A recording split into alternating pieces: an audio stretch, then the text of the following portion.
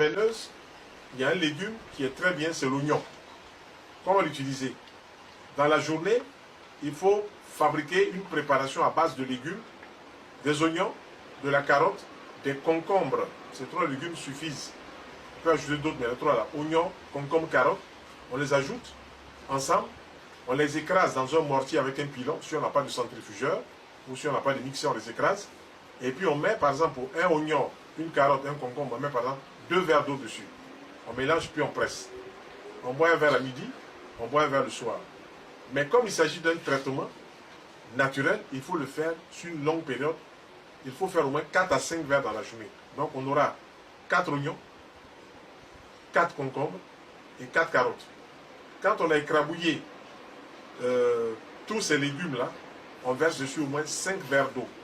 Et quand on a versé 5 verres dessus, on mélange et puis on presse. Les légumes qui sont dans la main, on les met dans sa sauce du jour. Et on va boire donc un verre au réveil, on va boire un verre à 11 h, on va boire un verre à 14 h, on va boire un verre à 17 h et on va boire un verre à 20 h. Donc ce mélange-là, on va boire un verre. Son rôle, pris sous cette façon-là, ou sous cette forme, c'est de permettre de resserrer les veines de tout le corps, mais surtout de la partie anale qui ont été dilatées par une alimentation trop cuite, par une alimentation trop grasse, par une alimentation qui fatigue son homme en général, sorti et puis a du mal à entrer. Alors que c'est une veine qui doit être vigoureuse. Dès qu'elle est sortie, on a libéré les selles, elle remonte automatiquement. Si elle reste sans sortir, c'est qu'il y a une dilatation, il y a des erreurs alimentaires. Premièrement, au petit déjeuner, il faut proposer un petit déjeuner de fruits mûrs, variés, au choix et à volonté. Donc au petit déjeuner, on peut manger plusieurs sortes de fruits. On peut manger des oranges, on peut manger des pommes, on peut manger des mangues, on peut manger des papayes, on peut manger des bananes, on peut manger des corosols, on peut manger des poires, on peut manger des raisins, on peut manger des mangues. Autant de fruits on mange, autant cela nous facilite le rétablissement.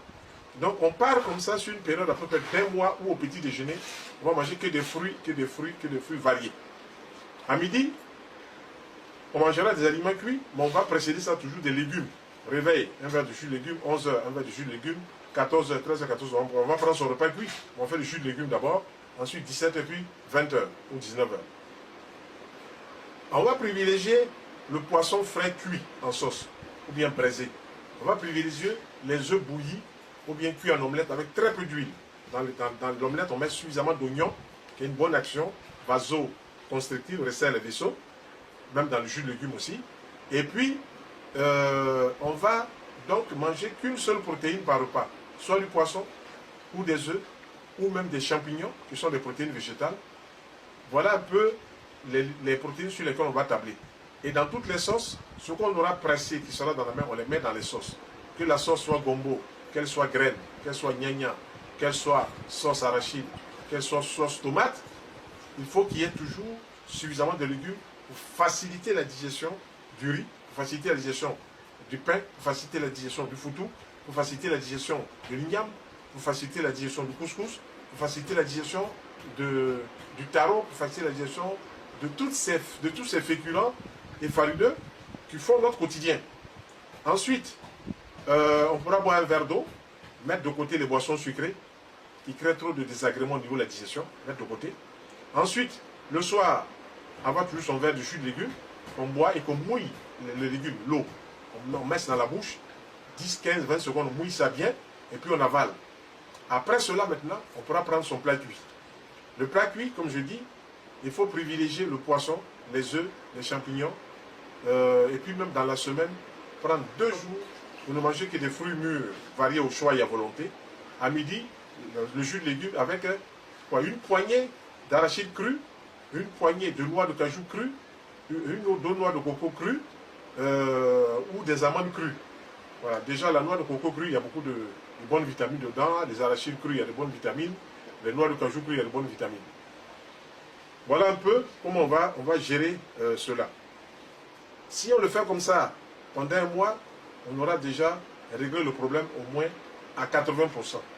Les 20 autres pourcents, ça va se servir dans quoi? Dans les plantes. Les plantes qui ont une bonne action sur la circulation. On connaît la vigne rouge pour avoir une bonne action sur la circulation veineuse. On connaît les noix de cyprès pour avoir une bonne action sur la circulation. On connaît les marrons d'Inde qui ont une bonne action sur la circulation. Déjà, ces 3 plantes-là vont faire du bien pour les hémorroïdes. Puis, il y a des gélules spécialisées de plantes. On pourra aussi les utiliser. Voilà un peu rapidement présenter le problème des hémorroïdes.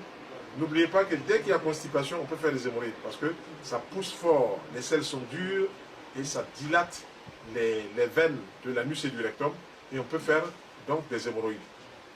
Si par exemple, vous vous trouvez souvent à avoir des hémorroïdes qui saignent, qu'est-ce qu'il faut faire? Il faut vous rendre dans une pharmacie spécialisée, demander l'huile essentielle de cyprès et puis l'huile essentielle de cyste ladanifère.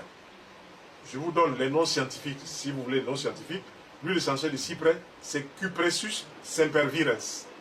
Et l'huile essentielle de cyste ladanifère, le nom scientifique, c'est Cystus ladaniferus. Voilà, comme ça, au moins, vous voyez que ce sont des choses qui sont connues scientifiquement.